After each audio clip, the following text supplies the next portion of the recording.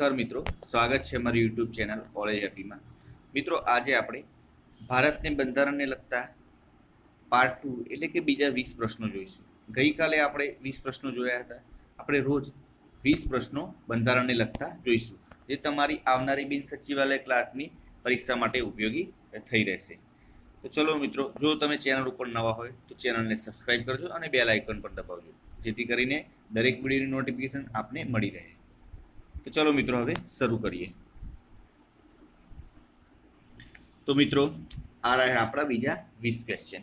First question, બંધારણના મૂળભૂત હકો અધિકારો કયા ભાગ પાર્ટમાં દર્શાવેલ છે? જવાબ છે બંધારણના મૂળભૂત હકો અધિકારો પાર્ટ નંબર 3 એટલે કે ભાગ 3 દર્શાવેલા છે।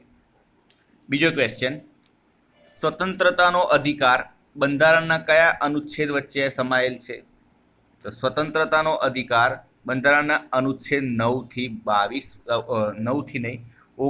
22 વચ્ચેના સમાયેલ છે। ત્રીજો ક્વેશ્ચન, જીવન જીવવાની સ્વતંત્રતાનો અધિકાર બંધારણના કયા અનુચ્છેદમાં સમાવિષ્ટ છે? તો જીવન જીવવાની સ્વતંત્રતાનો અધિકાર અનુચ્છેદ 21માં સમાવિષ્ટ છે। ચોથો ક્વેશ્ચન, 6 થી 14 વર્ષના બાળકોને વિના મૂલ્યે શિક્ષણ મેળવવાનો અધિકાર બંધારણના કયા અનુચ્છેદમાં છે?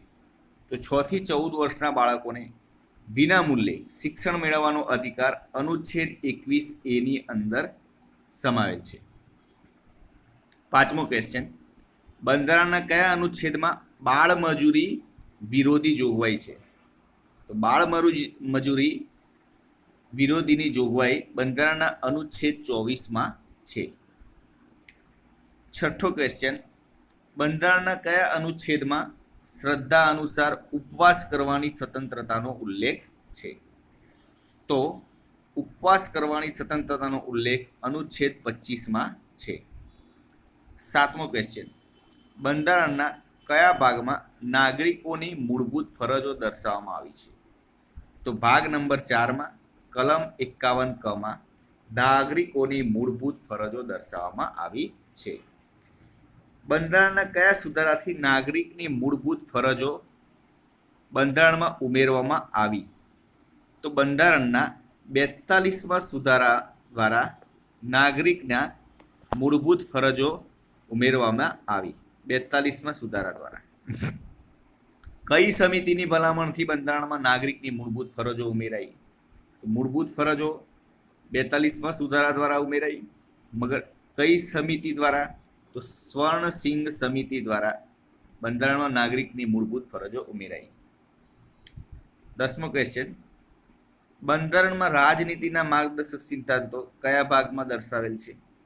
તો બંધારણમાં રાજનીતિના માર્ગદર્શક સિદ્ધાંતો ભાગ નંબર 4માં દર્શાવેલ છે। 11મો ક્વેશ્ચન, ભારતના રાષ્ટ્રપતિ બનવા માટે ઓછામાં ઓછી કેટલી ઉંમર હોવી જોઈએ? તો ઓછામાં ઓછી 35 વર્ષ ઉંમર હોવી જોઈએ।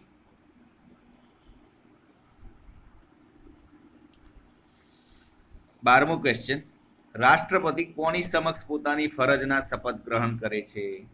તો સુપ્રીમ કોર્ટના મુખ્ય ન્યાયમૂર્તિ, મુખ્ય જજ હોય સુપ્રીમ કોર્ટના, તેની સમક્ષ રાષ્ટ્રપતિ ફરજના શપથ ગ્રહણ કરે છે।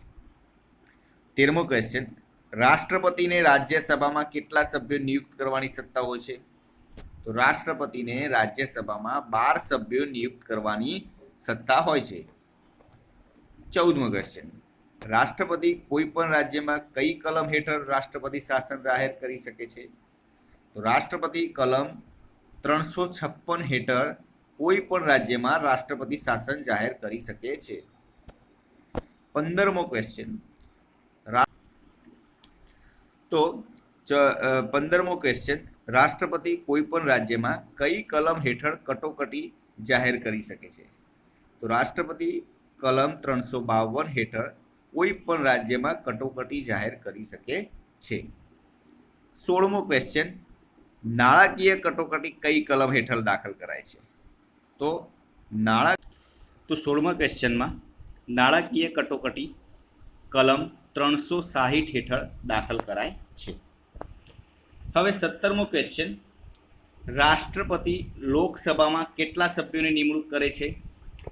તો રાષ્ટ્રપતિ લોકસભામાં 2 સભ્યોની નિમણૂક કરે છે. ભારતની લોકસભામાં કુલ કેટલી બેઠકો છે?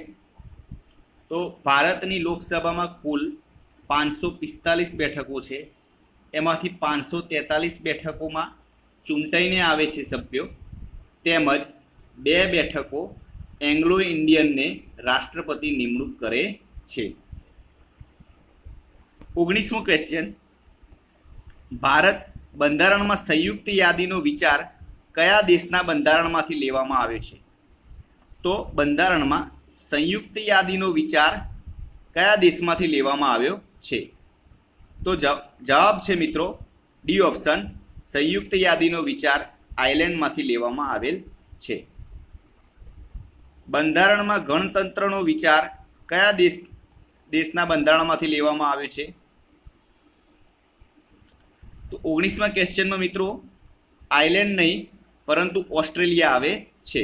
તો 19મા ક્વેશ્ચનમાં બંધારણમાં સંયુક્ત યાદીનો વિચાર ઓસ્ટ્રેલિયામાંથી લેવામાં આવેલ છે.